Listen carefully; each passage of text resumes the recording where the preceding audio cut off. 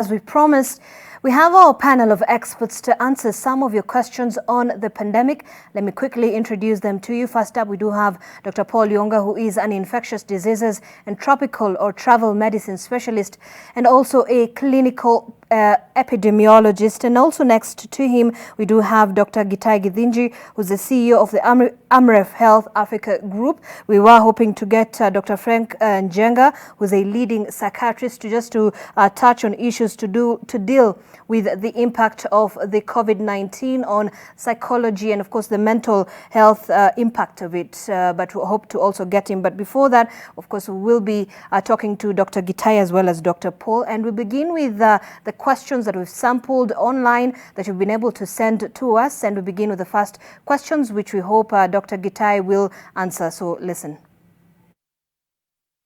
Is COVID-19 considered a biological weapon that may have been used to control population, and was it manufactured in the laboratory? Thank you. Dr. Gitai, I'm not sure if... Yes. Yes, I have the question. Can I go ahead and try and respond to that? Of course. And yeah, I'm happy for Paul to add if he feels there's something to add, but we have absolutely no evidence that the virus was manufactured in a lab. In fact, as I think somebody said, to imagine that human beings made the coronavirus is to give ourselves too much credit. Right. Viruses have existed. Coronaviruses have existed for a very long time. We know they have caused diseases of respiratory tract over and over. And this particular one we believe is just a mutation or a change on what we know on the coronavirus. And therefore, that's why we are calling it a new virus, because we are not used to it. But it's similar to all the other coronaviruses that we have in the past. So I would say, no, there is no such evidence, and therefore we should look at this as a natural mutation of existing family of viruses. All right, thank you, Dr. Gitai. Let's get the second question, which Dr. Paul will answer. My question was, can someone transmit COVID-19 without showing signs? Paul, just to clarify that, he's asking, can someone transmit the virus without showing any symptoms? Yes, indeed. This is a virus that, as compared to many others, the only difference is that a number of patients can present very asymptomatically, actually not show any symptoms completely before they actually start showing symptoms as we continue going along the disease spectrum. So as we speak right now, a lot of patients can actually walk around without any symptoms or signs of the disease. Mm-hmm. When they actually develop signs of the disease, symptoms and signs of the disease, it could be probably 5 to 6 days into the disease spectrum right after infection. So indeed, it is very true. You can actually walk around with the disease without showing any symptoms or signs. Right. Thank you so much, Dr. Paul, for that. Let's get the third question from another Kenyan.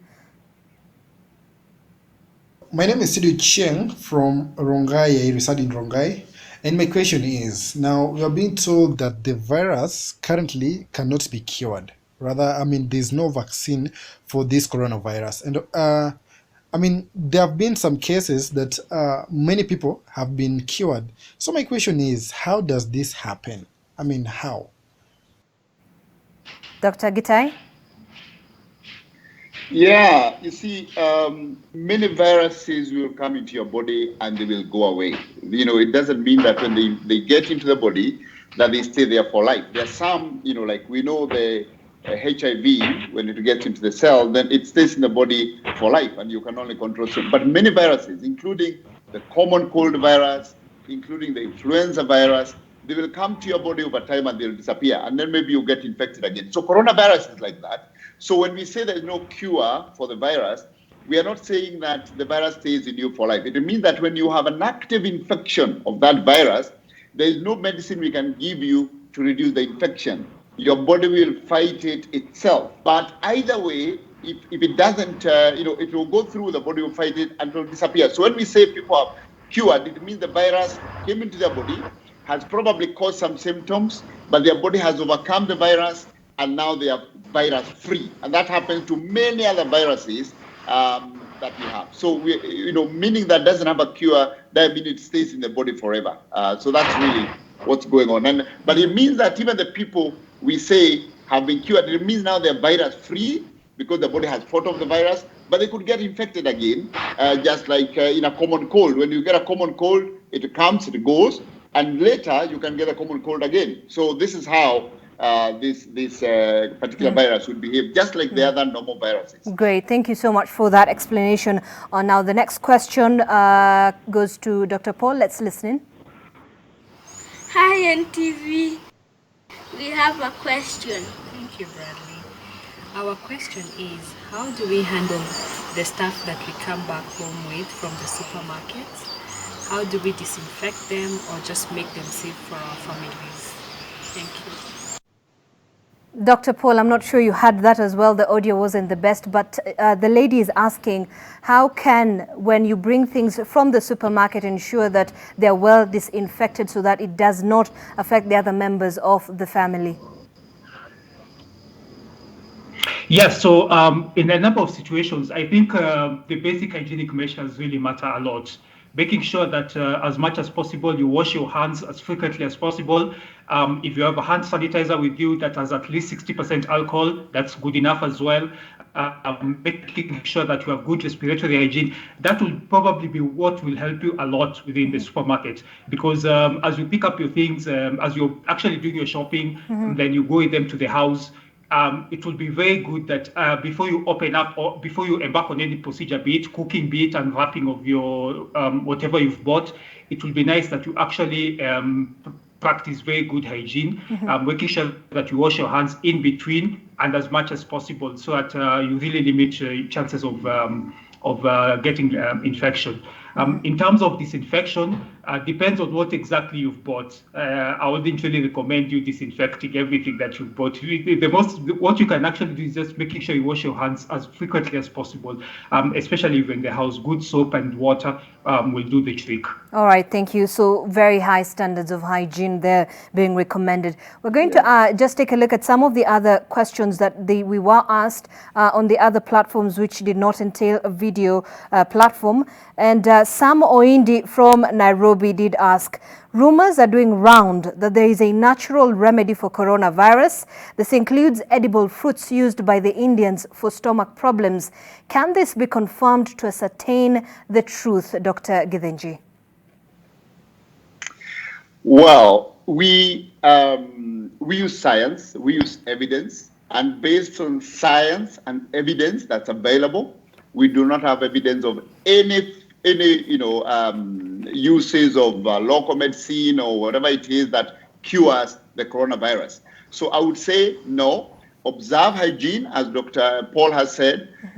Do not believe that there will be a cure that is somewhere without having been confirmed by WHO, by the Ministry of Health, by the people who are dealing with this disease. Therefore, believe that the virus has currently no cure. The virus has currently no vaccine. And the virus, the main thing that we can do right now is for us to observe changes in our behavior to keep ourselves and to keep those we love safe. Right. And those changes in our behavior include good hygiene, and I would hope they're not just changes, that we have actually been observing this through our lives, that we wash hands regularly with soap and running water. Running water here doesn't mean it has to be out of a tap. It can be water pouring out of a can, as long as it's running off your hands as running water with soap for at least 20 seconds, because science shows that within 20 seconds, the soap will be able to kill the virus.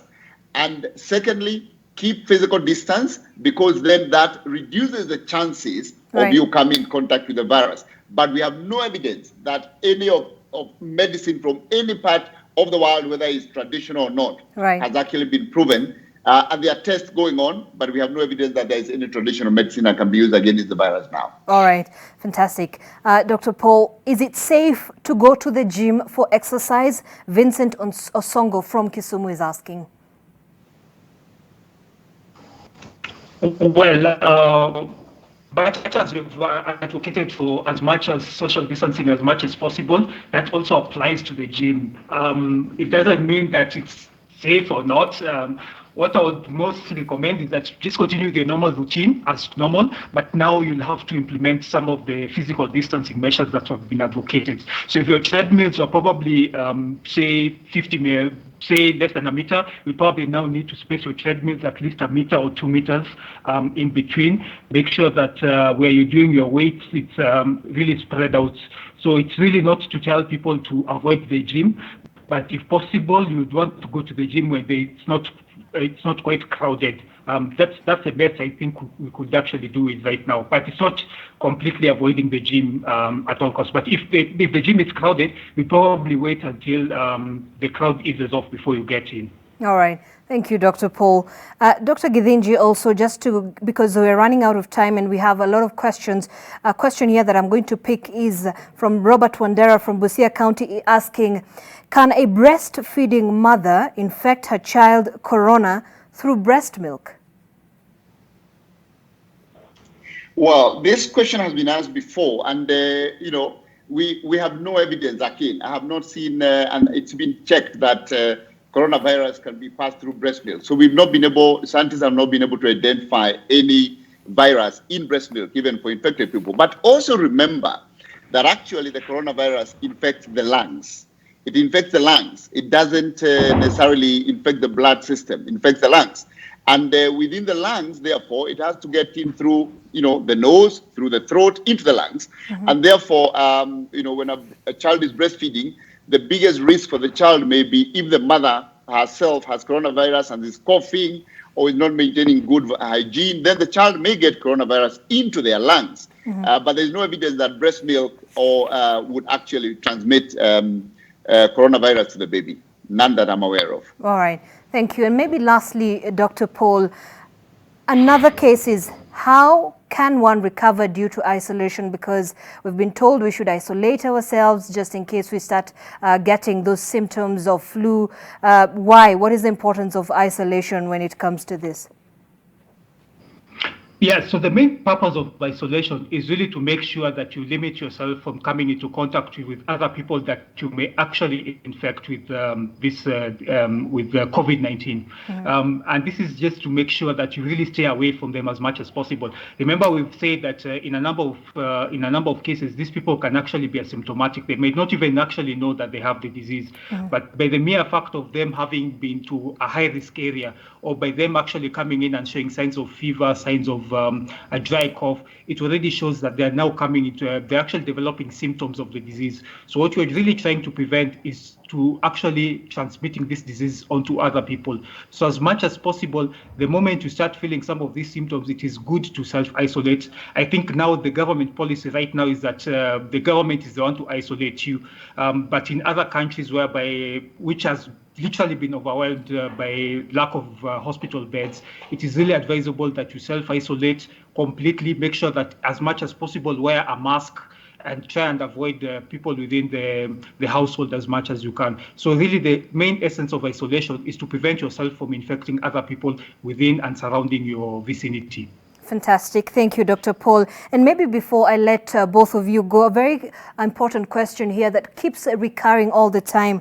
At Vincent Njiru here asking on Twitter, what are the respiratory conditions one is likely to develop after recovering from COVID-19? And can it recur after you've already recovered? Dr. Githinji, maybe you can finish us on that.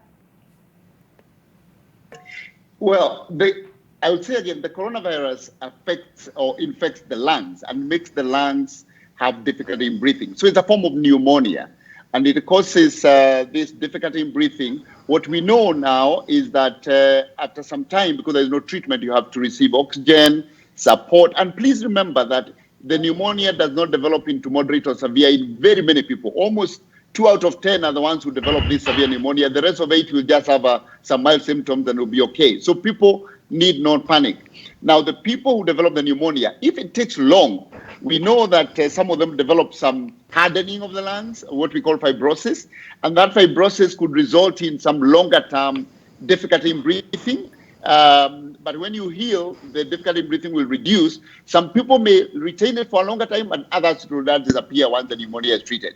So, but it is really the symptoms of cough, high fever, which disappears once treated, difficulty in breathing, which requires support with oxygen, depending on the extent of it. And then after that, you may have some residual fibrosis, which may resolve, or some of it may stay a little longer. We don't have enough time because it's only about 4 months since we discovered this new virus. So we need more time to look at long-term effects of the infection with the coronavirus. That's what I would say. But stay safe, don't panic, take care of yourself, keep physical distance, and wash your hands regularly. Indeed.